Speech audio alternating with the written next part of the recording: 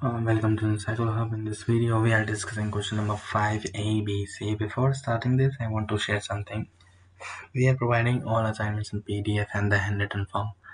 If you are looking for any assignment, so we are here for help you. And if you have other related queries related to the exam, related to admission, any other queries, so you can contact us anytime. We are here for providing the solutions and providing the related issues like IGNU is not picking your call. So we are here for help you.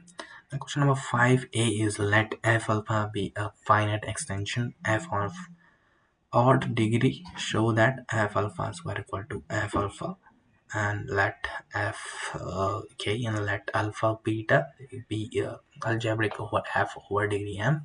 Show that what can you say about the f m and n are grow prime, and c is find where omega cube equal to 1.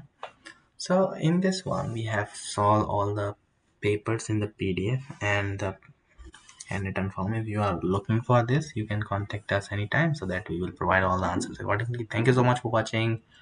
We will meet you soon in the next video.